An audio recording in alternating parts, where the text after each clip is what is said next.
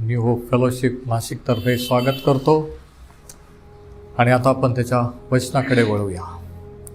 सध्या आपण उत्पत्तीच्या पुस्तकात आहोत आणि 29व्या अध्यायापर्यंत पोहोचलेलो आहोत. आणि सध्याची जी संदेश मालिका ही याकोबाच्या जीवनावर आधारित आहे. फिनिशिंग वेल किंवा चांगला शेवट होणे. आणि आजचा आपला विषय आहे परमेश्वर त्याच्या लोकांना कसे घडवतो. परमेश्वर त्याच्या लोकांना how God moulds his people. देव त्याच्या लोकांना अगोदर घडवतो, तुम्हाला आणि मला, आणि मग आपल्यामध्ये आपल्याद्वारे, आणि मग तो आपला उपयोग करत असतो. हे तत्व आपल्याला संपूर्ण शास्त्रात आणि विशेष करून याकोबाच्या जीवनात पाहायला मिळतं. आता मागच्या अध्यायामध्ये 28व्या अध्यायात आपण पाहिलं की कशा रीतीने याकोबाने त्याच्या वृद्ध बापाला फसवून आशीर्वाद घेतलेला होता. त्याच्या भावाला फसवून तो जन्मसिद्ध हक्क मिळवलेला होता आणि त्याच्या आईने सांगितलं की मामाच्या गावाला पळून जा, आणि तो निघालेला आहे पळून. आणि तो जात असताना रस्त्यात देवाने कशी त्याची भेट घेतली, कसं त्याला दर्शन दिलं रात्रीच्या वेळेस, आणि कशा रीतीने त्याला वचन दिलं की मी तुझ्याबरोबर राहीन, तुला आशीर्वादित करीन, तुझं संरक्षण करीन. आता हे जरी देवाने वचन दिलेलं आहे, जरी याकोब हा अब्रामाचा नातू आहे, आशीर्वादित घराण्यातला, देवाच्या निवडलेल्या लोकातला आहे, तरीही त्याला घडणं आवश्यक आहे. आणि तुम्हाला मला देखील, जरी आपण प्रभू येशूकडे आलेलो आहोत, जरी आपलं तारण झालेलं असेल, तरीही आपल्याला घडणं आवश्यक असतं. आपल्यामध्ये बऱ्याचशा उणिवा असतात, कमतरता असतात, आणि त्याच्यावरून देव आपल्याला घडवतो, फिनिशिंग पॉलिशिंग करून मग तो जगापुढे आपल्याला सादर करत असतो. आमेन. तर ती घडवण्याची प्रक्रिया, आणि याकोबासारख्याला त्याने कसं घडवलं. आता याकोब, जेकब ह्या नावाचा अर्थ आहे फसवणारा किंवा ठकवणारा, डिसीवर. आणि हा खरोखर तसा होता. परंतु आता देव त्याला बदलणार आहे, त्याचं नाव पण बदलणार आहे, हे आपण पाहू. आता याकोबाची नवीन सुरुवात झाली ज्यावेळेस त्याने त्या रात्री त्याला दर्शन दिलं, आणि ज्यावेळेस त्याने देवाची भक्ती केली, ते स्मारक उभारलं, आणि तो आनंदाने त्याने पुढील वाटचाल मामाच्या गावाला सुरू केली. त्याला वाटलं की आता आपण सर्व काही जिंकलं, आपण ज्या काही चुका केल्या, जे काही लबाड्या केल्या, खोटं बोललो, देव त्याच्याबद्दल आपल्याला काहीच बोलला नाही. आणि त्याला असं वाटलं की आता लगेच देवाने जे सांगितले ते आशीर्वाद आता लगेच आपल्याला मिळतील आणि लगेच सगळं काही चांगलं. आणि बरेच वेळेस आपल्याला देखील असंच वाटतं की आपण देवाकडे आलो, आपण प्रभू येशूकडे वळलो, समर्पण केलं, म्हणजे लगेच सर्व काही बदलायला पाहिजे. पण तसं होत नसतं. आपल्याला माहीत आहे, तुम्हाला माहीत आहे, मला माहीत आहे. त्याला माहीत नव्हतं की आता तर त्याचं ट्रेनिंग सुरू झालेलं आहे देवाच्या हाताखाली, आणि देवाचे वचन पूर्ण होण्यासाठी 20 वर्षाचा काळ जाणार आहे. 20 वर्ष त्याला देवाच्या हाताखाली ट्रेनिंग घ्यावं लागणार आहे, आणि त्याच्यातून तो घडणार आहे. अनेक अनुभव, चांगले आणि वाईट, त्याला येणार आहे. अनेक मनस्ताप त्याला घडणार आहे. परंतु हे सर्व घडत असताना देखील देवाने वचन दिले की मी तुझ्याबरोबर राहीन, आणि तो त्याच्याबरोबर आहे. आता ज्यावेळेस आपण देवाच्या वचनातून वाचतो की प्रभू येशूच्या द्वारे आपल्याला कोणकोणते आशीर्वाद त्याने दिलेले आहेत, मिळालेले आहेत, देव केलेले आहेत, आणि आपल्याला वाटतं की लगेच त्या आशीर्वादाची पूर्तता होईल, लगेच त्या आशीर्वादात आपण चालू. परंतु तसं नसतं. देव अगोदर आपल्याला शिस्त लावत असतो, आपल्याला घडवत असतो, आणि मग आपल्याला आशीर्वादित करून दुसऱ्यांसाठी आपल्याला आशीर्वाद करीत असतो. देवाची इच्छा आहे आपण आशीर्वादित व्हावं, एवढंच नव्हे तर आपल्याद्वारे देवाचा आशीर्वाद दुसऱ्यांपर्यंत पोहोचतो. आपण त्या आशीर्वादाचं एक माध्यम, एक पाईपलाईन किंवा एक चॅनल व्हावं, ही देवाची इच्छा आहे. परंतु ज्या पाईपमधून पाणी वाहत असतं, ज्या आपल्यामधून देवाचा आशीर्वाद वाहत असतो, ते आपल्यामध्ये काही चोकअप नको आहे. आपल्यामध्ये काही चोकअप नको असतं. बऱ्याच वेळेस आपल्यामध्ये चोकअप असतं, म्हणून आपल्यामध्ये आणि आपल्याद्वारे दुसऱ्यांपर्यंत आशीर्वाद जात नाही. आणि याच्यासाठी देव शिस्त लावत असतो. आणि ही शिस्त, हे देवाचं ट्रेनिंग हे एकदम टफ किंवा एकदम कठोर कडक असं असतं. आणि याकोबाच्या गोष्टीवरून आपल्याला हे शिकायला मिळतं की कशा रीतीने देवाने याकोबासारख्याला घडवलं. आपण म्हणू की अब्राम, ज्याचा जो देवाचा मित्र होता आणि याचा नातू, आणि तो पोरगा एवढा चॅप्टर निघू शकतो आणि तो असा निघू शकतो. पण जर देवाने त्या घराण्याला आशीर्वाद देण्याचा ठरवलेला आहे, तर देव घडवणारा आहे, तो घडवतो. बघा, आपण वाचू 29, उत्पत्ती 29 आणि वचन 1 पासून. आणि याच्यातून आपण पाहू की कशा रीतीने पहिला टप्पा कसा असतो ट्रेनिंगचा. वचन 1 ते 12, जेनेसिस 29, 1-12. मग याकोब मार्गस्थ होऊन पूर्वेकडील लोकांच्या मुलखात जाऊन पोहोचला. आता त्याचा प्रवास सुरू झालेला आहे मामाच्या गावाकडे. तेथे त्याने पाहिले की एका शेतात एक विहीर त्याच्या दृष्टीस पडली. तिच्या आसपास मेंढराचे 3 कळप बसलेले होते, कारण त्या विहिरीचे पाणी काढून कळपांना ते पाजीत असत. त्या विहिरीच्या तोंडाशी धोंडा होता, तो मोठा होता.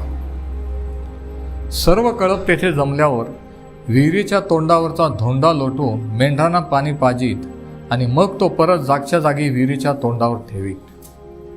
त्या काळामध्ये अशा रीतीने ते जनावरांना पाणी पाजत होते. याकोब त्यांना म्हणाला, माझ्या बांधवांना तुम्ही कुठले? आता याकोबाचा प्रवास सुरू आहे आणि हे लोक भेटलेले आहेत त्या विहिरीजवळ, आणि तो त्यांच्याशी बोलतो. तो म्हणतो, तुम्ही कुठले? ते म्हणाले, आम्ही हरानातले, हरान नावाच्या गावातले.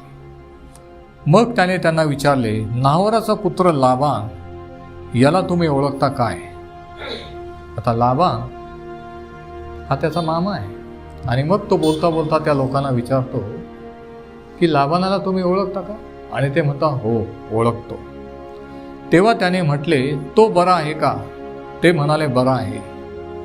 आणि ती पहा, त्याची कन्या राहेल मेंढरं घेऊन इकडे येत आहे. आणि एवढ्यात ती राहेल तिचे मेंढरं घेऊन त्या विहिरीजवळ पाणी पाजायला येत होती. वचन 8, वचन 7, तो म्हणाला, पहा अजून दिवस बराच आहे, म्हणजे अजून दिवस मावळलेला नव्हता. जनावर एकवट करण्याची वेळ झाली नाही, तर मेंढरांना पाणी पाजा आणि चारव्यास घेऊन जा. ते म्हणाले, तसे करता येत नाही. सर्व कळप एकवट झाल्यावर विहिरीच्या तोंडचा धोंडा लोटतात, मग आम्ही मेंढरांना पाणी पाजत असतो. म्हणजे बघा, सर्व मेंढरं, सर्व मेंढपाळ एकत्र आल्यानंतर मग एकदाच ते पाणी काढून सगळ्यांना पाजत होते, असं ते त्याला सांगतात. तो त्यांच्याशी बोलत आहे इतक्यात राहेल बापाची मेंढरं घेऊन तिथे आली. तीच त्यांना चारत असे. याकोबाने आपला मामा लाबान याची कन्या राहेल आणि आपला मामा लाबान याची मेंढरे पाहिली. तेव्हा त्याने जवळ जाऊन विहिरीच्या तोंडावरचा धोंडा लोटून आपला मामा लाबान याच्या मेंढरांना पाणी पाजले. आता ही पहिलीच भेट आहे मामाची. आपण वाचत नाही, कारण याकोब एसाव हे इकडे इसाक आणि रिबेकाकडे राहिलेले आहे. परंतु तिकडं प्रॉब्लेम झाल्यामुळे, घरी प्रॉब्लेम झाल्यामुळे आईने त्याला मामाकडे पाठवलेलं आहे. पहिल्याच वेळेस तो मामाला आणि मामाच्या मुलीला पाहतो, राहेल. मग याकोब राहिलेचे चुंबन घेऊन मोठ्याने रडला. वचन 11, याकोबाने राहिलीस सांगितले, मी तुझ्या बापाचा आप्त रिबेकाचा पुत्र आहे. तेव्हा तिने धावत जाऊन आपल्या बापाला हे कळवले. असा हा सीन आहे की याकोब प्रवास करत असताना एका विहिरीजवळ पोहोचला. तिथे काही लोक मेंढपाळ त्याला भेटले. त्यांनी चौकशी केली त्याच्या मामाविषयी की लाबानाला तुम्ही ओळखता का? ते बोलले, हो. बघा, आता हा सर्व योगायोग आहे का? आता देवाने त्याला वचन दिलेले आहे की मी तुझ्याबरोबर राहीन, मी तुझं संरक्षण करीन. आपण आतापर्यंत वाचत नाही की याकोब परमेश्वराची प्रार्थना करतोय किंवा त्याला मार्गदर्शन मागतोय की ते मामाचं गाव कुठं आहे, मामाचं घर कुठं आहे, आणि तू मला मार्गदर्शन कर, तू माझी भेट आणून घडवून आण. याकोब प्रार्थना करत नाही. पण परिस्थिती अशी निर्माण होते, घटना अशा घडतात आहे की एकमेकांना भेटत आहे. ते लोक तिथे भेटले, त्याच वेळेस तो त्या विहिरीजवळ का पोहोचावा, त्याच वेळेस ते लोक तिथे का यावेत, आणि त्यांनी विचारल्यानंतर ते म्हणतात की हो आम्ही ओळखतो. आणि त्याच वेळेस त्याच टायमिंगला राहेल मेंढरा घेऊन तिथं का यावी. टायमिंग बघा, योगायोग बघा, परिस्थिती, सिच्युएशन, सीन कसा आहे बघा की याकोब तिथं पोहोचला, ते लोक तिथे आहेत आणि राहेल पण त्या ठिकाणी ते मेंढरा घेऊन आलेली आहे. तो त्या विहिरीजवळ गेला. आता पुष्कळ विहिरी असतील, तो कुठं पण जाऊ शकला असता, पण त्याच विहिरीजवळ का गेला?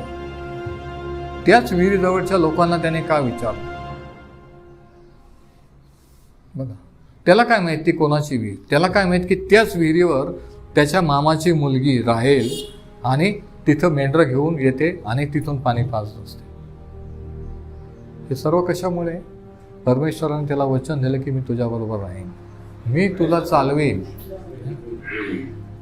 न कळत परिस्थितीच्या द्वारे, घटनाक्रमाच्या द्वारे देव आपल्याला चालवत असतो.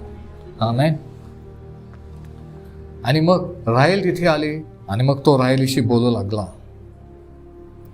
आता आपल्याला कशावरून माहित आहे, आपल्याला कशावरून समजतं की हे सर्व ह्या सर्व ज्या घटना, हे जे टायमिंग, हे योगायोग जुळून आले, हे देवापासून आहेत. जेव्हा तुमच्या आणि माझ्या जीवनात अशी परिस्थिती, अशा घटना, असे लोक भेटतात, कशावरून समजायचं की देवापासून आहे? कशावरून आपण समजू शकतो?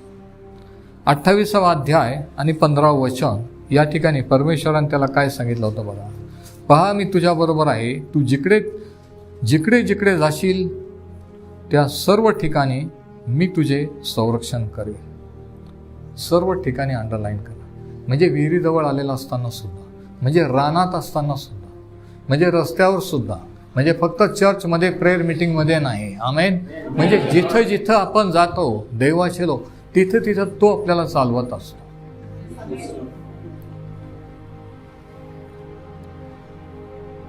आणि मग तो म्हणतो, मी तुला सांगितले ते करीपर्यंत मी तुला अंतर देणार नाही. पहिलं कारण हे कशावरून देवाने ह्या घटना किंवा ही परिस्थिती निर्माण केलेली आहे. How do we know that God has ordained Jacob's circumstances? How do we know God has ordained Jacob's circumstances? याकोबाच्या जीवनातले हे घटना, हे लोक भेटले, हे टायमिंग, हे देवाने घडून आणलेलं आहे. कशावरून समजतं? पहिलं कारण हे 28:15 मध्ये की देवाने त्याला वचन दिलेलं होतं. दुसरं कारण 29:2 मध्ये, उत्पत्ती 29:2, की तेथे त्याने पाहिले तो एका शेतात एक विहीर त्याच्या दृष्टीस पडली आणि तिथे मेंढरांचे 3 कळप बसलेले होते. कारण त्या विहिरीचे पाणी काढून कळपांना ते पाजित असतात, त्या विहिरीच्या तोंडाशी मोठा. आता त्याच विहिरीजवळ तो का गेला? कारण देवाने सांगितलं की मी तुला मार्गदर्शन करीन, मी तुला चालवीन. हे दुसरं कारण. God promise to lead him. First reason is God promise to be with him, Genesis 28:15. Second reason, God promise to lead him. देवाने त्याला मार्गदर्शन करण्याचं वचन दिलं होतं. आणि तिसरं कारण 29:31 मध्ये आहे. उत्पत्ती 29:31, जेनेसिस 29:31. या ठिकाणी काय लिहिलं आहे? परमेश्वराने पाहिले ती लेया नावडती आहे म्हणून त्याने तिची कूस वाहती केली आणि राहेल वांज राहील. परमेश्वराने पाहिले की, हे अंडरलाईन करा. म्हणजे परमेश्वराचं लेयाकडे लक्ष होतं का? हो. म्हणजे काही देव आपल्याकडे पाहत असतो का? हो. बरेच काही वेळेस आपल्याला असं वाटतं की देवाने आपल्याकडे पाहू नये, नाही का? पण तो आपल्याकडे पाहत असतो. आपण काय करतो, काय बोलतो, कुठं जातो. परमेश्वराने पाहिले. म्हणून तिसरं कारण, द थर्ड रिझन, लॉर्ड सॉ. म्हणजे परमेश्वर पाहत होता की काय काय घटना याकोबाच्या जीवनात घडत आहे, काय काय चाललेलं आहे, ह्या सर्व गोष्टीवर परमेश्वराची नजर होती. तसं तुमच्या आणि माझ्या जीवनात काय काय घटना दररोज घडतात, त्या प्रत्येक गोष्टीवर देवाची नजर असते. आपल्याला वाटतं आपण प्रार्थना केल्यावर त्याचं लक्ष आपल्याकडे जातं. आपल्याला वाटतं की जगात एवढे लोक आहेत, मला काय माहित, तो माझ्याकडे पाहतो. पण तो आपल्याकडे पाहतो. हे तिसरं कारण. तर हे 3 कारण आहे, 3 रिझन्स. पहिलं कारण काय, 28:15 मध्ये, की देवाने त्याच्याबरोबर राहण्याचं वचन दिलं होतं. नंतर 29:2 मध्ये देवाने त्याला मार्गदर्शन करण्याचं, संरक्षण करण्याचं वचन दिलं होतं. आणि तिसरं कारण, परमेश्वर त्याच्याकडे पाहत होता. 29:31 मध्ये, the Lord saw, the Lord was watching and arranging the circumstances to save Jacob. आता ह्या ज्या घटना, ह्या ज्या ठिकाणी याकोबाला देवाने आणलेलं आहे, हे जे लोक भेटलेले आहेत, आता हे याकोबाला घडवण्याची प्रोसेस आहे. ऐकून घ्या, महत्वाचं आहे. परमेश्वर हर तऱ्हेने आपल्याला घडवत असतो. इफिसकरास पत्र याचा 1 अध्याय आणि याच्या 11व्या वचनामध्ये असं लिहिलेलं आहे की जो एक वचन आहे, आपल्या मनाच्या संकल्पाप्रमाणे जो अवघे चालवतो. म्हणजे परमेश्वर त्याच्या संकल्पाप्रमाणे, who works all things by the council of his own will. म्हणजे परमेश्वर त्याच्या संकल्पाप्रमाणे सर्व काही करतो. म्हणजे काय, की देवाने सर्व नेमलेलं असतं, ठरवलेलं असतं, आणि जे त्याने नेमलेलं आहे, ठरवलेलं आहे, त्याच्याप्रमाणे तो घडवून आणत असतो. म्हणून काही वेळेस आपण कितीही प्रार्थना केली तरी ते घडत असतो, कारण त्याने ते नेमलेलं नसतं, योजलेलं नसतं. मग आपण सोडून द्यायचं, वेळेसारखं करायचं नाही. का बरं माझ्या प्रार्थनेचं उत्तर नाही? आपण समजून घ्यायचं की हे देवाच्या इच्छेमध्ये नाही आहे, म्हणून ते झालेलं नाही, म्हणून त्या प्रार्थनेचं उत्तर मिळालं नाही. किती जण ऐकत आहे? आपण हट्ट धरायचा नसतो.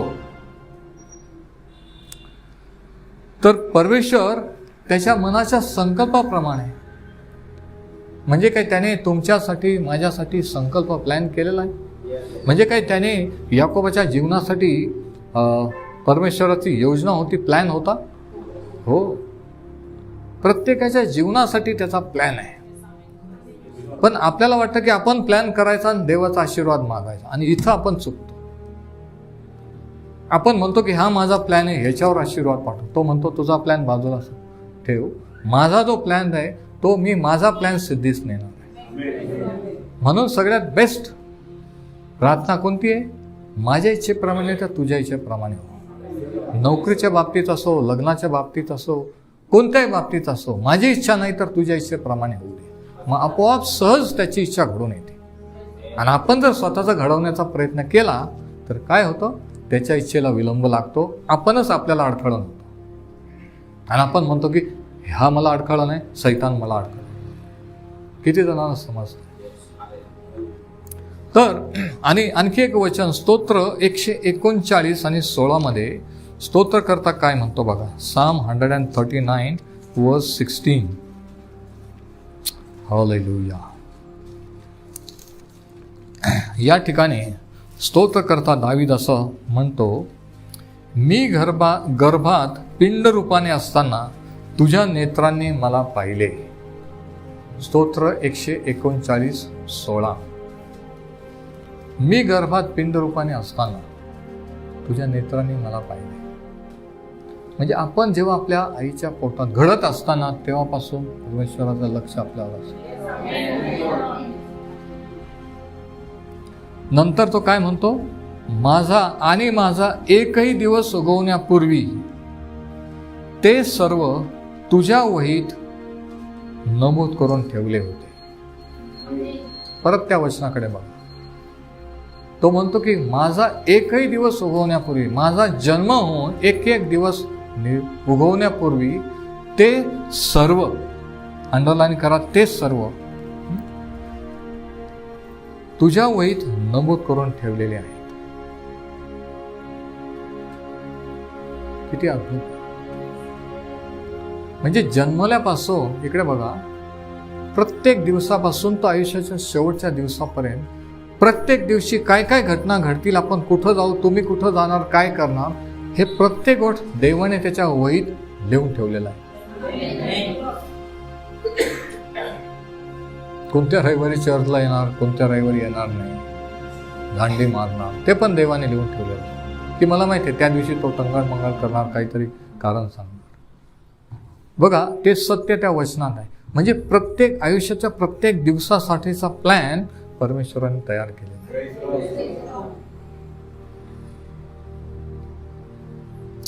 आणि म्हणून ह्या ज्या घटना घडल्या, हा त्या दिवशी संध्याकाळी याकोब त्या विहिरीजवळ पोहोचला, हे माणसं भेटले, मग त्यांनी ओळख सांगितल्यावर ते म्हटले, हां आम्ही लाबानाला ओळखतो, ती राहेल मामाची मुलगी.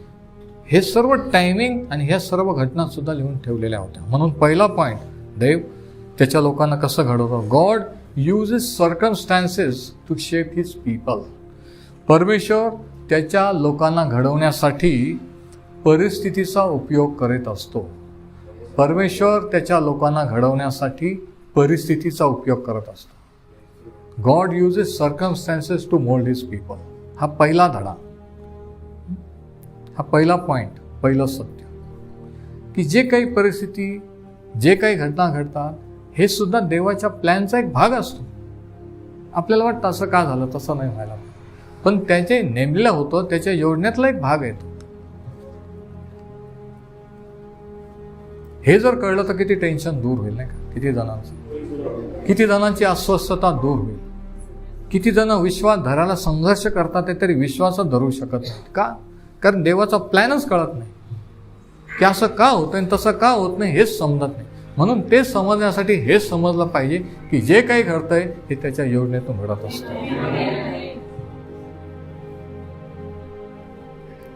आता पुढं काय झालं आपण पाहू. वचन 13. लाबानाने आपला भाचा याकोब आल्याचे वर्तमान ऐकले तेव्हा तो धावून त्याच्या समोर गेला. आता राहेलीने तिच्या मुलीने जाऊन तिच्या पप्पांना सांगितलं, लाबानाला, याकोबाच्या मामाला, की असा असा याकोब आलेला आहे. तिने पळत पळत जाऊन घरी जाऊन सांगितलं. आणि काय झालं, तेव्हा तो धावत जाऊन सामोरा गेला आणि त्याला आलिंगन देऊन त्याने चुंबन घेतले. बहिणीचा मुलगा आहे तो, आणि त्याने त्याला आपल्या घरी नेले. मग त्याने लाबानाला सर्व वृत्तांत कथन केलं. त्याला पण आश्चर्य वाटलं, अचानक कसं काय. आता त्यावेळेस काय फोन नव्हते, मोबाईल नव्हते, की बाबा मी येतोय, आणि अचानक. आणि मग त्याने सगळी स्टोरी सांगितली, कोणत्या परिस्थितीत तो पळून आलेला आहे, कोणत्या परिस्थितीत का आलेला आहे, सर्व कथन केलं. तेव्हा लाबान त्याला म्हणाला, होय तू खरा माझ्या हाडामांसाचा आहेस. याकोब त्याच्यापाशी 1 महिना राहिला. आणि अशा रीतीने मामाची त्याची भेट झाली. पत्ता माहीत नव्हता, ॲड्रेस नव्हता, विश्वासाने निघाला, पण देवाने चालवलं. त्यानंतर लाबान त्याला म्हणाला, तू माझा आप्ता आहेस म्हणून माझी चाकरी फुकट करावी की काय? तुझे वेतन काय ते मला सांग. आता हे सर्व परिस्थितीतून परमेश्वर याकोबाला घडवित आहे. याकोब इसाकाचा पुत्र आहे. धन संपत्ती अमाप आहे. कधीच कोणाची चाकरी, नोकरी, धंदा केलेला नाही, गरजच नव्हती. पण आता वेळ आलेली आहे. आता त्याचा मामा सांगतो की आता तो माझी चाकरी कर. बघा, याकोब थकवणारा चॅप्टर आहे, पण त्याचा मामा त्याच्या डबल आहे. आता त्याने ओळखलं की जरी हा बहिणीचा मुलगा तरी आपल्या तावडीत आपल्या घरी आलेला आहे, म्हणून याचा आपण वापर करून घ्यायचा. बघा, आता काय झालं, तो म्हणतो की माझी चाकरी तू फुकट करावी की काय? तुझे वेतन काय ते मला सांग, मी तुला पगार देतो. तू जरी नातेवाईक आहे तरी तू नुसतं राहायचं नाही, हे करायचं नाही. तू काम करायचं माझ्या अंडर आणि मी तुला पगार देईन. याकोब कधी कोणाच्या अंडर राहिलेला नव्हता, कधी कोणाची नोकरी केली, पण आता ही करणं भाग आहे, कारण नाईलाज आहे, मामाच्या घरी आहे. आई वडिलांच्या घरी असल्यामुळे तो म्हणू शकत नाही. बघ, त्याची इच्छा नसताना काही गोष्टी कराव्या लागत आहे. कधी कधी आपली इच्छा नसताना काही गोष्टी कराव्या लागतात, दुसऱ्यांचं ऐकावं लागतं, नाही का. पण तो देवाचा घडवण्याचा प्रक्रियेचा एक भाग असतो, प्रोसेस असतो. मी ऐकणार नाही. तसं नाही. आता याने नोकरी केलेली नाही, कोणाच्या अंडर राहिलेलं नाही, पण आता मामाच्या अंडर राहावं लागतं. आणि तो मामा किती विचित्र आहे आता पुढं आपल्याला पाहायला मिळेल. तो काही साधा मामा नाही. आणि असा मामा याकोबाला भेटलेला आहे आणि देव त्याच्याद्वारे त्याला घडवणार आहे. बघा, तो म्हणतो की तुला किती पगार ते मला सांग, मी तुला पगार देईन आणि मग तू माझी चाकरी कर. वचन 16. आणि मग काय झालं, त्याने ते मान्य केलं. लाबानाला 2 कन्या होत्या. वडील कन्याचे नाव लेया व धाकटीचे नाव राहेल. लेया डोळ्याने अधू होती, पण राहेल बांध्याने सुरेख व दिसायला सुंदर होती. आता 2 मुली होत्या, एक लेया एक राहेल. डोळ्याने अधू म्हणजे आपल्याला माहित नाही की तिची दृष्टी कमी होती की काय होतं, परंतु तसं नक्कीच नव्हतं, कारण पुढं जर स्टोरी वाचली तर राहेलचे डोळे जितके सुंदर होते, आकर्षक होते, तितके लेयाचे नव्हते, असा त्याचा अर्थ आहे. अधू जो मराठी शब्द वापरलेला आहे तो एक्झॅक्ट शब्द नाही आहे, चुकीचा आहे. अधू म्हणजे व्यंग असतं, नजर कमी असतं, तसं नव्हतं ते. की राहेल जितकी स्पार्कलिंग, जितके तेजस्वी डोळे, तशी इतकी चार्मिंग ही नव्हती, असा त्याचा अर्थ आहे. आता काय झालं बघा, याकोबाची राहेलीवर प्रीती बसली. वचनात प्रेम झालं. याकोबाची राहेलीवर प्रीती बसली म्हणून तो म्हणाला, आपली धाकटी कन्या राहेल हिच्यासाठी मी 7 वर्ष आपली चाकरी करीन. घरी 1 दिवस सुद्धा काम केलं नसेल आणि मामाच्या मुलीसाठी 7 वर्ष राबायला तयार झालेले. बघा, आणि तो होऊन सांगतो की आपल्या मुलीवर माझं प्रेम बसलेलं आहे, मी 7 वर्षे तिच्यासाठी नोकरी करतो, पण मला तिच्याशी लग्न करायचं. आणि काय होतं, यावर लाबान म्हणाला, वचन 19, ती दुसऱ्याला द्यावी यापेक्षा तुला द्यावी हे बरे, तू माझ्यापाशी राहा. मग लाबानाला वाटलं की दुसऱ्या परक्या मनुष्याला देण्यापेक्षा बहिणीचाच मुलगा आहे, ठीक आहे. तो तयार झाला. तेव्हा याकोबाने राहिल्यासाठी 7 वर्ष चाकरी केली. किती वर्ष? आता 7 वर्ष चाकरी करीन हे याकोबाने मामाला सांगितलं, लाबानाला. पण मामाने याकोबाला सांगितलं होतं का तू 7 वर्ष कर तर मी तिच्याशी लग्न करून देईल? नाही, यानेच होऊन सांगितलं होतं, यानेच मोठेपणा केला होता. त्याला वाटलं की असं केलं की मामावर मी इम्प्रेशन मारेन, मामा लगेच मुलगी द्यायला तयार. आणि त्याच्यामुळं काय झालं की हाताने 7 वर्ष राबण्यासाठी त्याने लावून घेतले. कधी कधी काय होतं की आपण बोलून बसतो, फसतो आणि आपण आपल्या शब्दात अडकतो. किती जणांना समजतंय मी काय बोलतो ते. मामाने अट घातली नव्हती, त्यानेच स्वतःवर अट घातली, त्यानेच सांगितलं आणि 7 वर्ष तिथं राहायला तयार झाला. काय गरज होती 7 वर्ष राहायची? काय गरज होती मी ना एवढे वर्ष लागायची देवाला आशीर्वादित करायला? पण कधी कधी आपणच आपल्या मूर्खपणामुळे, काहीतरी विचित्र बोलल्यामुळे, वागल्यामुळे आपणच विलंब करतो देवाच्या आशीर्वाद, देवाच्या योजनेला. 7 वर्ष कशाला म्हणतो? 7 दिवस नाही, 7 महिने नाही, 7 वर्ष तो म्हणतो मी राहील.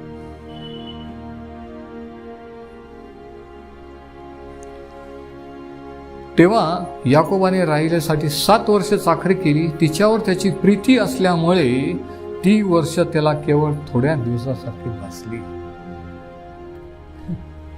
7 वर्ष कसे निघून गेले कळलं नाही लॉरेन्स. प्रेम असलं की असं होतं, महिने, वर्ष, दिवस कसे जातात कळत नाही, है ना. ज्यांनी प्रेम केलं त्यांना माहिती आहे मी काय बोलतोय. त्याला ते काही दिवसासारखी वाटली. अरे पण आयुष्याचे 7 वर्ष बोलून फसला आणि 7 वर्ष तिथे गेले ना. जे काही परमेश्वराने सांगितलं होतं ते घडून यायला 7 वर्षाचा डिले याने ह्याच्या तोंडाने, याच्या हाताने केला, त्याचं काय? तुम्ही बोलून तुमच्या हाताने तोंडाने घालवले, त्याचं काय? देवाची योजना, देवाचा जो प्लॅन आहे तो 7 वर्ष त्याने स्वतःने पुढे डिले केलेला आहे. 7 वर्ष मी तिथं राहीन आणि मामाला तेच पाहिजे होतं. ठीक आहे, मग राहा.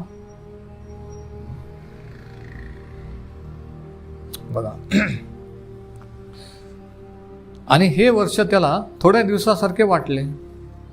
वचन 21, नंतर याकोब लाबानाला म्हणाला, आता माझी मुदत भरली आहे. आता 7 वर्षानंतर काय झालं बघा, स्टोरी ती शास्त्रात बघा. आता माझी मुदत भरली आहे, माझी बायको मला द्या, म्हणजे मी तिच्यापाशी जाईन. आता काय होतं बघा, नीट ऐका मामा. मग लाबानाने तिथल्या सर्व लोकांना बोलवून मेजवानी दिली. संध्याकाळी असे झाले की त्याने आपली कन्या लेआ हिला हाती धरून त्याच्याकडे आणले. तेव्हा तो तिच्यापाशी गेला. संध्याकाळची वेळेस काय झालं, त्याच्या मामाने काय केलं, राहिलेच्या ऐवजी मोठ्या मुलीला त्याच्याकडे नेला. बघा. आणि काय होतं बघा, मग लाबानाने वचन 25, वचन 24, आणि लाबानाने आपली दासी जिल्पा ही आपली कन्या लिया हिची दासी व्हावी म्हणून तिला दिली. सकाळ झाली तेव्हा पाहत होतो ती लिया. मग तो लाबानास म्हणाला, आपण हे माझ्याशी काय केले? विश्वासघात. कोणी केला? बाहेरच्याने नाही, मामाने. ज्या मुलीशी लग्नात प्रेम होतं, इकडं बघ, इकडं लक्ष दे, तिकडं बघू नको. जिच्याशी प्रेम होतं ती बायको करून न देता संध्याकाळच्या वेळेस मोठी मुलगी त्याच्याकडे पाठवली. आणि ह्याला सकाळी दुसऱ्या दिवशी पाहिलं तर ती राहिल नव्हती, लिया होती तिची बहीण. धोका. असं होतं का? हो, असं झालंय. घरचे लोक धोका देतात का? हो. त्याला माहित नव्हतं मामा असं करेल, पण केलं, धोका दिला. आणि मग याकोब काय म्हणतो वचन 25 मध्ये, सकाळ झाले तेव्हा तो पाहत होतो ते लिया. मग तो लाबानाला म्हणाला, आपण माझ्याशी हे काय केले? मी राहिलेसाठी आपली चाकरी केली ना, मला का फसविले? मामाने भाच्याला फसवलं. मामाने काय केलं? भाच्याला फसवलं. आणि तुम्ही म्हणाल की हे वाईट झालं, असं नाही व्हायला पाहिजे. इकडे लक्ष द्या प्रदीप. पण भाच्याने पण त्याच्या बापाला आणि त्याच्या भावाला फसवलेलं होतं. म्हाताऱ्या बापाला फसवून आशीर्वाद घेतलेला होता. भाऊ भुकेला असताना सांगितलं की तुझा जन्मसिद्ध हक्क मला दे, तर मी तुला जेवण देईन. जे दुसऱ्याला फसवता ते स्वतःही फसले जातात. ठकाला महाटक भेटक असतात. की आपण फार फार मोठं मर्दांगी, फार मोठं पराक्रम केला असं नाहीये की मी पकडलो गेलो नाही, मी इतक्यांना फसवलं. कोणीतरी भेटणार तो तुम्हाला पण फसवणार. आणि इथं तेच झालेलं आहे. बघा किती प्रॅक्टिकल देवाचं वचन आहे ना, किती स्पष्ट आहे ना का भारतीय. हे दैनंदिन जीवनातले अनुभव, फॅमिलीतले प्रॉब्लेम, फॅमिलीतल्या घटना आहेत. तो म्हणतो मामाला की तुम्ही मला का फसवलं? 7 वर्ष मी घालवले जिच्यासाठी, ती मला न देता दुसरी बायको करून दिली, जी मला नको होती ती. वचन 26, त्याला लाबान म्हणाला, वडील मुलीच्या पूर्वी धाकटीला द्यावे अशी आमच्याकडे पद्धत नाही, चाल नाही. मग अगोदर सांगता येत नव्हतं. बघा चॅप्टर लोक कसे असतात, सगळं अगोदर सांगत नसतात. याच्यावरून आपल्याला आरसा आहे, याच्यावर तुम्हाला आरसा आहे की मी किती चॅप्टरपणा केलेला आहे, करीत आहे, मी कसं कोणाशी वागत आहे, बोलत आहे, हे तुम्ही स्वतःला याच्यातून पाहायचं आहे. याकोबाच्या ह्या मामाच्या ह्याच्या जीवनातून आपण स्वतःला पाहायचं आहे. आपण स्वतःला काहीतरी समजायचं नाही, आता मी बाप्तिस्मा घेतला, मी येशू ख्रिस्ताकडे वळलो म्हणजे मी परिपूर्ण झालो. नाही, ह्या अशा गोष्टी, ह्या उणीवा जर आपण करत असो तर त्याचे परिणाम काय होतात आणि देव कसं आपल्याला घडवतो. आणि ह्याच्यातून रफ जे आहे, जसे तुम्ही लोक रंधा मारून पॉलिश करता, तसं जे रफ गोष्टी ज्या कट व्हायला पाहिजे, देव कशा कट करतो आणि रंधा मारून आपल्याला फिनिशिंग, पॉलिशिंग करतो, हे या स्टोरीतून शिकायला मिळतं.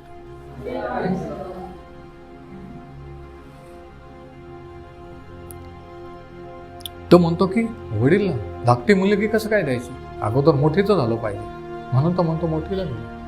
अरे पण 7 वर्षात तुम्ही सांगितलं नाही का हे की असं नाहीये? 7 वर्ष सांगितलं नाही हो.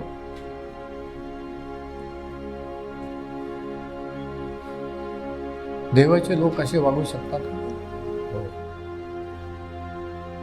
नाही, पण आम्हाला वाटलं की ते देवाचे, मला वाटलं की ते अरे बिलीवर आहे म्हणजे काय ते परिपूर्ण आहे असं नाही आहे. देव घडवत आहे, देवाला माहित आहे. हा, देवाने निवडले, तारण झालेलं आहे, पण बऱ्याचशा गोष्टी अशा आहे की ज्यांना फिनिशिंगची गरज आहे. देव घडवत आहे, मग या रीतीने तो घडवतो. तू दुसऱ्याला फसवला ना, तू पण फसला गेला. आता तुला कसं वाटलं की 7 वर्षानंतर सांगितलं, आणि जेव्हा बापाला म्हातारपणी फसवलं तेव्हा कसं वाटलं असेल, भावाला नडून फसवलं तेव्हा कसं, आता त्याला कळतंय. ते दुसऱ्याला फसवायला आनंद वाटतो, पण आपण जेव्हा फसतो तेव्हा कळतं की कसं वाटतं, नाही का?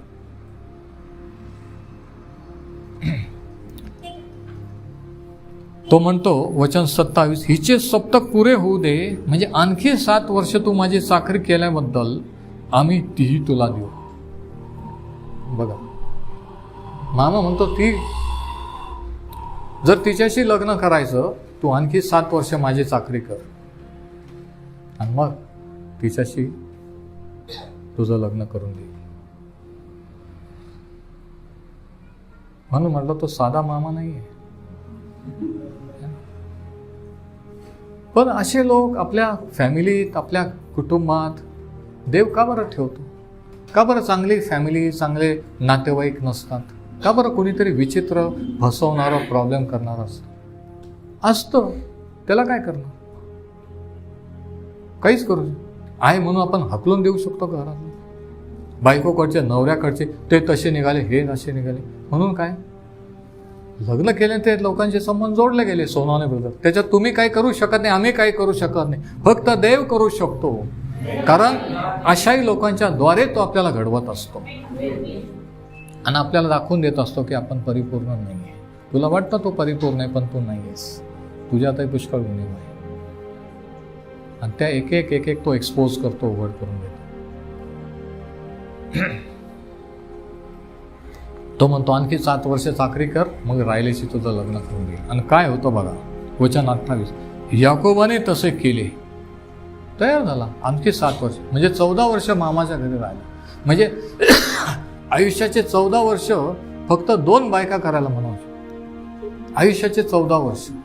आज लोक कोणाशी तरी मुलावर प्रेम असल्यामुळे आयुष्याचे कितीतरी वर्ष घालवतात, मागचा पुढचा विचार न करता. विचार करा, तो तयार झाला. याकोबाने तसे केले, आणि तिचे सप्तक पूर्ण झाल्यावर त्याने आपली कन्या राहेल बायको करून दिली. 14 वर्षानंतर लाबानाने आपली दासी बिल्हा ही आपली कन्या राहेल हिची दासी व्हावी म्हणून त्याला दिली. तो राहेलीपाशी गेला.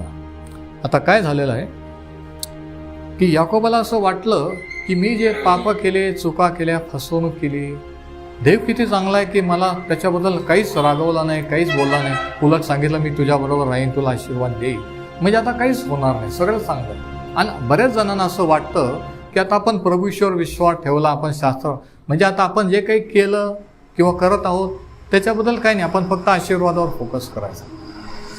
बऱ्याच जणांना असं वाटतं की आता आपण जे केलं त्याच्याबद्दल आपल्याला काहीच परिणाम भोगावे लागणार नाही. ते झालं, ते म्हणतात जाऊ द्या, बोलू नका ब्रदर, बोलू नका, मागचं जाऊ द्या. पण मग मागच्याने काय होतं हे आपल्याला इथं पाहायला मिळतं. याकोबाला तसं वाटलं की मी झालं, आता संपलं, त्याचा इफेक्ट किंवा त्याचा परिणाम माझ्या आयुष्यावर होणार नाही असं त्याला वाटलं की आता आपण सुटलो. पण देवाचं वचन काय सांगतं, मनुष्य जे काही पेरतो त्याचीच कापणी करेल. फसू नका, देवाचा उपवास व्हायचा नाही. जे पेरलं तेच उगवत असतं. जे पूर्वी पेरलं ते आजची परिस्थिती तुमची आणि माझी आहे ते उगवलेलं आहे. पूर्वी पेरलं, सध्या आपण जे पेरत आहोत ते पुढं जे घडणार आहे ते आता जे पेरत आहोत त्याची कापणी करणार. म्हणजे आपोआप काहीच होत नाही. पण असं का झालं, स्वतःला विचारायचं का झालं. काहीतरी केलं त्याचा इफेक्ट आहे. Newton's law, every action has a opposite reaction, की जे आपण करतो त्याचे परिणाम भोगावे लागतात. पण आपल्याला वाटतं नाही, देवाने क्षमा केली ना, परिणाम नाही, परिणाम भोगावे लागतात. हेच ह्या ठिकाणी आहे. की जरी देव क्षमा करतो तरीही जे आपण चुका किंवा पाप केले असतात त्याचे परिणाम हे भोगावे लागतात. God forgives our sin but he doesn't remove all consequences. की मी हे चुकीचं केलंय देवाच्या दृष्टीने, पण त्याचे परिणाम होऊ देऊ नको असं नसतं. पापाची क्षमा होईल पण त्याचे परिणाम भोगावे लागणार. दाविदाने व्यभिचार केला, नंतर त्याने क्षमा मागितली, देवाने क्षमा केली, पण परिणाम काय झाला? ते बाळ वारलं. त्याने प्रार्थना केली पण ते बाळ जगू शकलं. देवाने दावीद राजाच्या पापाची क्षमा केली, पण पापाचा परिणाम काय होता? ते व्यभिचारून झालेलं बाळ ते वारलं. क्षमा मिळाली म्हणजे परिणाम भोगावे लागणार नाही असं नाही. ऐकून घ्या, पुष्कळ लोकांनी स्वतःचे फसवणूक केले. क्षमा झाली म्हणजे आता काहीच होणार नाही.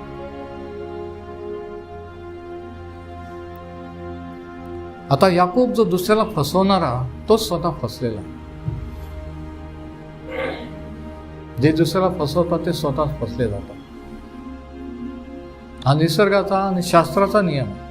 म्हणून असं समजायचं नाही की आता मी कोणालाच काही कळत नाही, देवाला पण कळत नाही. नाही नाही नाही, घोडा मैदान सामने. माणूस जे फेरतो त्याची कापणी एक दिवस करणारच. जे काही ते उगवणारच. माहिती आहे का? याकोबाने इसाकाला फसवलं आणि लाबान आणि त्याच्या मामाने याकोबाला फसवलं. अशी ही स्टोरी आहे. तर दुसरं कारण काय? परमेश्वर त्याच्या लोकांना घडवण्यासाठी परिणामांचा उपयोग करत असतो. God uses consequences to mould his people. परमेश्वर त्याच्या लोकांना घडवण्यासाठी परिणामांचा उपयोग करत असतो. तिसरा धडा हा, आता लाबान कशा रीतीने त्याच्याशी वागला, फसवणूक केली. किती अवघड मामा होता, किती कठीण मामा होता. तिसरा धडा हा की परमेश्वर त्याच्या लोकांना घडवण्यासाठी अवघड किंवा कठीण लोकांचा उपयोग करत असतो. मग ते आपल्या नात्यातले असो, फॅमिलीतले, घराण्यातले असो, कोणी असो. लिहून घ्या पॉईंट. तिसरा धडा, परमेश्वर आपल्याला घडवण्यासाठी कठीण लोकांचा उपयोग करत असतो. God uses difficult people to mold us, to mold his people. 27 ते 30 आपण वाचतो की काय झालं, की कशा रीतीने लाबानाने सांगितलं की आणखी 7 वर्ष त्याला चाकरी करायला लावली. कठीण माणूस होता. त्याने वीक पॉईंट ओळखला. त्याचं माझ्या मुलीवर प्रेम झालं ना, मग तो आणखी 7 वर्ष हे कर. आणि त्याने ते केलं. परंतु हे जे लाबानाने याकोबाला फसवलं, हा पण देवाचा एक प्रोसेस आहे मोल्डिंगचा, याकोबाला घडवण्याचा, त्याच्यातला फसवणुकीचा, त्याच्यातला चॅप्टरपणा काढण्याचा, त्याला उघड करण्याचा की बघ तू दुसऱ्याला फसवलं, तुला पण कोणीतरी फसवलं, हे याकोबाला दाखवून देण्याचा. जेव्हा आपल्याला कोणीतरी फसवतो, आपल्याला देव दाखवून देतो की बघ तू दुसऱ्याला फसवलं ना, तुला पण दुसऱ्याने फसवले. तू जरी माझा आहेस तरी तुझ्यामध्ये अजून ह्या उणीवा आहेत. तू फसवणारा, ठकवणारा आहे. आणि कठीण लोकांच्या द्वारे. चौथा धडा हा की God takes time to shape and mould his people. परमेश्वर त्याच्या लोकांना घडवायला वेळ लावत असतो. परमेश्वराच्या लोकांना घडायला वेळ लागत असतो. It takes time for God's people to be moulded. आता काय झालं, ज्यावेळेस 27 आणि 24 मध्ये आपण वाचलं, तर ज्यावेळेस राहेल याकोबाच्या आईने, रेबेकाने याकोबाच्या आईने सांगितलं की आता तुझा भाऊ तुझा जीव घेईल, तू माझ्या भावाकडे तुझ्या मामाच्या गावाला पळून जा त्याचा राग शांत होईपर्यंत. तेव्हा ती काय बोलली बघा, वचन 44, 27वा अध्याय 44. आणि तुझ्या भावाचा तुझ्यावरचा राग जाईपर्यंत थोडे दिवस त्याच्यापाशी राहा. थोडे दिवस हे शब्द अंडरलाईन करा. ती काय बोलली त्याची आई? थोडे दिवस जाऊन राहा, तो शांत झाला की मी परत बोलून घेईल. पण 14 वर्ष फक्त लग्नातच गेले हो. आणि ती म्हटली थोडे दिवस. आपल्याला असं वाटतं की आता मी बाप्तिस्मा मागितला, आता देवाकडून, आता थोड्या दिवसात मी एकदम टॉपला जाईल. तसं नसतं. आपण काहीतरी चुका करत असतो, काहीतरी विचित्र बोलत असतो आणि त्याचे परिणाम आपणच भोगवत असतो आणि आपला देवाचा प्लॅन आपण डिले करत असतो, लेट करत असतो. ती म्हटली थोडे दिवस. पण थोडे दिवस 14 वर्ष आतापर्यंत गेलेली, अजून 6 वर्ष झाली, 20 वर्षाचा काळ. आणि त्याला वाटलं थोड्या दिवस, त्याला कधीच वाटलं नव्हतं की 20 वर्ष मी मामाकडे राहील आणि मग परत येईल. कधी कधी आपल्याला वाटतं की एवढे वर्ष का बरं लागतात. किती वर्ष झाले तुम्ही देवाकडे आलेले, विचार करा. 20 वर्ष, 30 वर्ष, 40 वर्ष, का बरं एवढे वर्ष लागली आजच्यापर्यंतच्या आशीर्वादात यायला? कुठे गेले मधले वर्ष? कशामध्ये गेली? चाकरी करण्यात, सैतानाची, लाभानाची, काहीतरी मिळवण्यासाठी, काहीतरी होऊन हुशारकीने म्हणायचं मी एवढे वर्ष हे करेन, तेवढे वर्ष, त्याच्यात गेले. कशात गेलेले? विचार करा ना तुमच्या आयुष्याचे वर्ष. दोन बायका करायला 14 वर्ष लागली आणि नंतर आणखी 6 वर्ष लागली. पण ह्या सर्व गोष्टीतून याकोब घडला जातोय. त्याला त्याच्या चुका कळतात आहे, त्याचा उतावळीपणा, त्याचा ओव्हरपणा, किंवा मला कोणाची मी माझा निर्णय घेऊ शकतो. त्याला कळतंय की आपण उगीच बोललो 7 वर्ष, उगीच हे केलं, उगीच हो म्हटलो. हे आता कळतंय. बरेच वेळेस परिणाम घडल्यावर आपल्याला कळतं की आपण उगीच बोललो, उगीच हे केलं. तोपर्यंत आपण जोशमध्ये बोलून जातो किंवा रागाच्या भरात बोलून जातो. पण जेव्हा घडतं तेव्हा आठवतं, अरे हे देवाने नाही, सैतानाने नाही, हे माझ्याच मूर्खपणामुळे, मीच बोलल्यामुळे हे झालेलं आहे. किती जण अजून ऐकत आहे. आणि हे तर 4था धडा काय की देवाच्या लोकांना घडायला वेळ लागत असतो. It takes time to mold God's people. योसेफाला अनेक वर्ष, आणि हे ट्रेनिंग पिरियड आहे, ही ट्रेनिंग प्रोसेस आहे देवाची. देव ह्या परिस्थितीतून जाऊ देतो, होऊ देतो.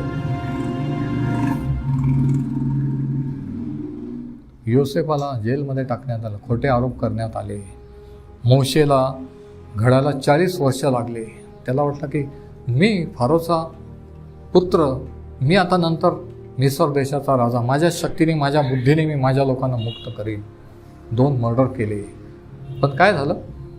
40 वर्ष जेव्हा अरण्यात 40 वर्ष गुराखी झाला, राजमहालातून एकदम मेंढरं राखणारा, त्या 40 वर्षात सर्व मीपणा, सर्व गर्व निघून गेला. 0 लेवलला. जेव्हा देव ॲक्च्युली बोलला, मी तुला माझ्या लोकांकडे पाठवतो, तो म्हणला की मी कोण आहे, मी बोलू शकत नाही, मी काहीच करू शकत नाही. 0 लेवलला आला की मी नाही जाऊ शकत, कोणाला तरी दुसऱ्याला पाठव, मी नाही बोलू शकत. तुम्ही आणि मी जेव्हा ह्या 0 लेवलला येतो की मी कोणीच नाही आहे, मी कोण आहे, मला तू का निवडलेस, मी ते काम नाही करू शकत, मी हे कार्य नाही, त्यावेळेस आपण क्वालिफाईड असतो देवाने आपला उपयोग करावा. जोपर्यंत आपल्याला वाटतं त्याच्यात काय चर्च मी घेऊ शकतो, प्रेज वर्शिप काय मी घेऊ शकतो, सुवार्ता प्रसार काय मी करू शकतो, बायबल स्टडी, तेव्हा आपलं त्याच्यात काय, हा जो मीपणा, हा जो ओव्हरपणा, गर्व जाऊन जेव्हा आपण म्हणतो की मी काहीच नाही करू शकत, मला काहीच येत नाही आहे, आणि मग तेव्हा म्हणतो परमेश्वर की मी तुझ्या मुखात माझे शब्द घालीन, मी जे सांगाल तेच तू फारो राजाशी बोल, मी जे सांगाल तेच करायचं, तुला दुसरं मनाने काहीच करायचं नाही. आणि मग मोशे तो करायला लागला. पण 40 वर्ष लागलं मोशेला घडायला. आपल्यातल्या काही जणांना 50 वर्ष 60 वर्ष तरी घडत नाही, तरी ते अजून कडक राहतात, अजून कट्टर राहतात, कठीण. आपण म्हणतात की एवढे वर्ष, पण बाई माणूस विचित्र आहे, की बाई विचित्र का, मी पण सोडत. पण ती प्रोसेस असते. देव काही घटना, काही दुखणे, आजार, काही परिस्थिती बदलतच नाही, तशीच ठेवत असतो फॅमिलीमध्ये. त्रास की ही प्रोसेस असते घडण्याची.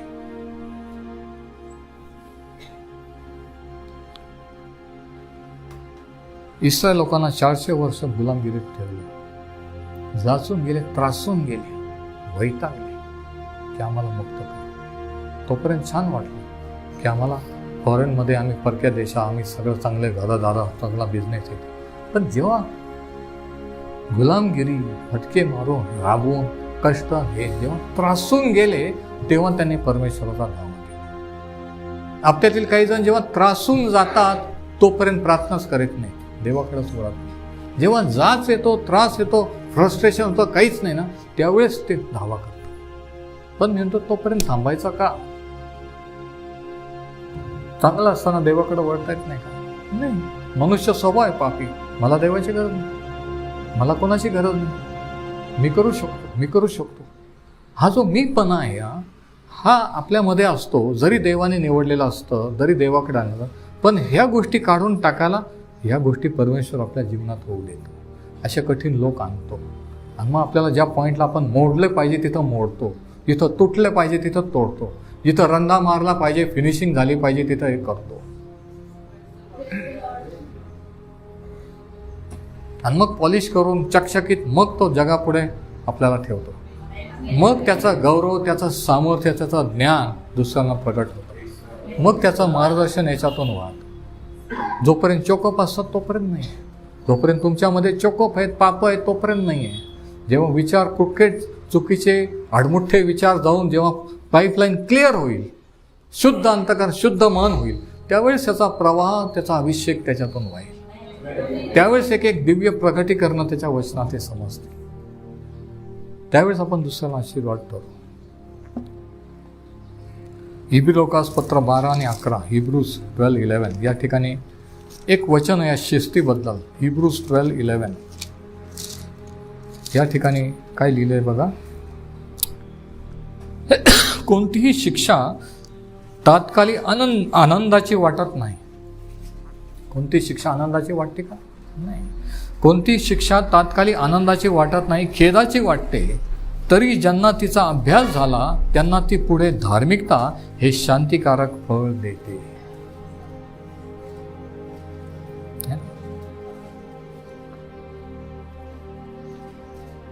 सातवं वचन, शिक्षणासाठी तुम्ही सहन करीत आहात. देव पुत्राबरोबर तसा तुमच्याबरोबर वागतो. ज्याला बाप शिक्षा करीत नाही असा पुत्र कोण आहे? इब्रिलोकास पत्र 12 वचन 7. ज्याच्या शिक्षेचे भागीदार सर्व झाले आहेत, अशा शिक्षेविरहित तुम्ही जर आहात तर तुम्ही पुत्र नाही, दासे पुत्र आहात.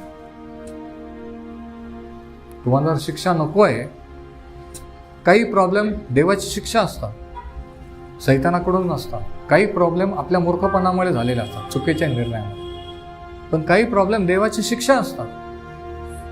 पण आपल्याला शिक्षा नको आहे, आशीर्वाद पाहिजे. कोणाला शिक्षा पाहिजे असं कोणाला नको असतं. पण देव आपल्याला शिक्षा देतो जे रॉंग आहे त्याच्याबद्दल.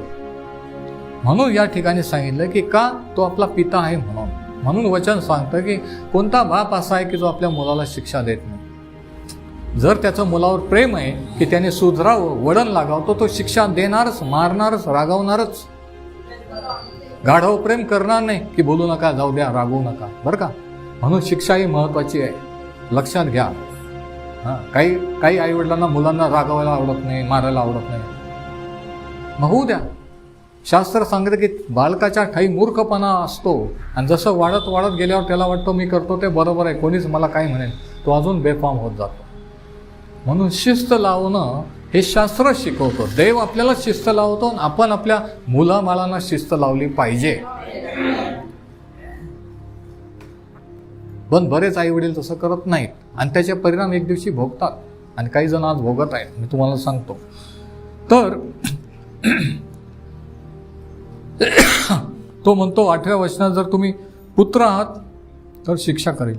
पण जर शिक्षा तुम्हाला नको आहे म्हणजे तुम्ही पुत्र नाही आहे. शिवाय शिक्षा करणारे असे देहाचे बाप आपल्याला होते आणि आपण त्यांची भीड धरली तर आपण विशेष करून जो जीवात्म्यांचा पिता त्याच्या अधीन होऊन जिवंत राहू नये काय? ही याकोबाला शिक्षा भोगतोय. याकोब या परिस्थितीतून जात आहे. देव होऊ देतोय. तोही प्रार्थना करीत नाही की मी हिच्याशी लग्न करू का, याने मला का फसलो.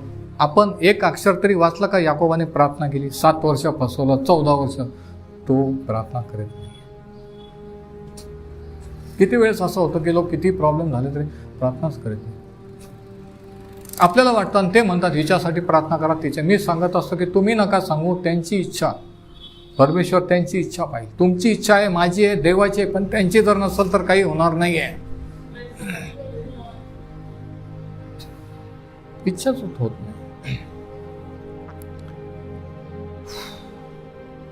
वचन 10, कारण त्यांनी मनाला वाटली तशी थोडे दिवस आपल्याला शिक्षा केली आपल्या आईवडिलांनी, पण त्याने केली ती आपल्या हितासाठी, आपल्या चांगल्यासाठीच आपल्या आईबापाने आपल्याला शिक्षा केली, नाही का? पण तेव्हा आपल्याला आवडलं का नाही? आपल्याला राग यायचा, मला पण राग यायचा लहानपणी वडिलांनी मारल्यावर, रागवल्यावर, तुम्हाला पण येतो, पण ते आपल्याला वाटत नाही. पण शास्त्र काय सांगतं की त्याने आपल्या हितासाठी केली, म्हणजे आपण त्याच्या पवित्रचे भागीदार व्हावून म्हणून ती केली. कोणतीही शिक्षा तत्कालीन आनंदाची वाटत नाही, खेदाची वाटते, कारण ज्यांना तिचा अभ्यास झाला नाही त्यांना ती पुढे धार्मिकता हे फळ देते.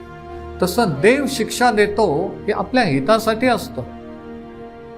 नाही पण सांगा बरोबर जरा असं का झालं, नाही पण मी आता कडक उपास नाही याच्यातून अरे नाही होऊ शकत तू मुक्त. देवाची जर शिक्षा आहे तर ती तो शासन करणार, शिक्षा लावून तुला घडवणार, मगच तो प्रॉब्लेम किंवा ते सिच्युएशन, ती परिस्थिती बदलणार.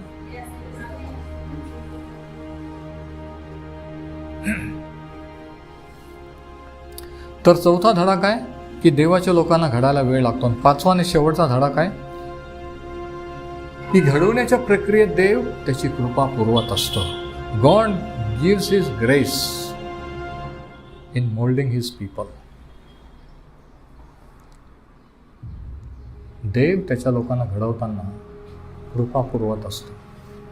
आता हे सर्व घडत असताना हे दोघींची प्रेम झालं आणि 14 वर्ष खुशाल घालवली. आपण एकदाही वाचत नाही की याकोबाने परमेश्वराची प्रार्थना केली. एकदा त्या झाडाखाली जेव्हा दर्शन झालं, ते स्मारक बांधलं, नाही का, तेवढं केली, तेवढा उल्लेख आहे. त्याच्यानंतर एवढ्या वर्षात कधी वाचतो का आपण याकोबाने देवाची प्रार्थना केली? पण तरी देवाने सांगितल्याप्रमाणे तो त्याच्याबरोबर आहे. हे काय आहे? देवाची कृपा आहे. आपण म्हणतो हे चर्चला येत नाही, शास्त्र वाचत नाही, प्रार्थना करत नाही, नुसते पैशाच्या, नुसते कामधंद्या, नुसते एंटरटेनमेंट, आणि तरी प्रार्थना केल्यावर यांना कसं काय देव उत्तर देतो किंवा यांचं कसं काय? ही देवाची कृपा असते. पण त्यांनी असं समजू नये की आम्ही काहीच करत नाही म्हणजे काही होत नाही. नाही, ही त्याची कृपा आहे की तुम्ही काही न करता दुसऱ्यांच्या प्रार्थनेने, देवाच्या कृपेने तुम्हाला मिळतंय.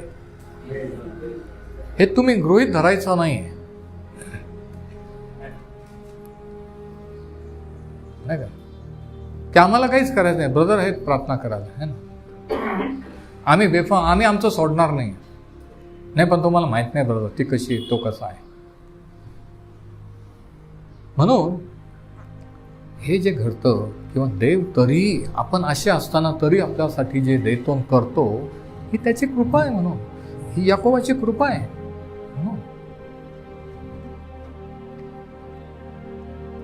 पण याकोबाला याची जाणीव नाही अजून, कारण अजून तो रफ टफ आहे, अजून तो प्रार्थना करणार झाला नाही. देवाने दर्शन दिलंय त्याला, देव त्याच्याशी बोलला, पण त्याला वाटलं आशीर्वाद असेच मिळतील, आपण काहीच करायचं. त्याला वाटतं की आपोआप होईल, देवाने सांगितलं आपोआप होईल, आपण काहीच करायचं, जसं अनेकांना आज वाटतं तसं नाही आहे. तर याच्यावर आपण काय शिकू शकतो? 5 महत्वाचे धडे शेवटी recap. 5 important lessons. Recognize and submit to God's hand in the daily events of life. दैनंदिन जीवनाच्या घटनामध्ये देवाचा अदृश्य हात ओळखा आणि देवाच्या अधीन व्हा. पहिला धडा, दैनंदिन जीवनाच्या घटनामध्ये देवाचा अदृश्य हात पहा आणि देवाच्या अधीन व्हा. Recognize and submit to God's hands in the daily events of life. दुसरा धडा हा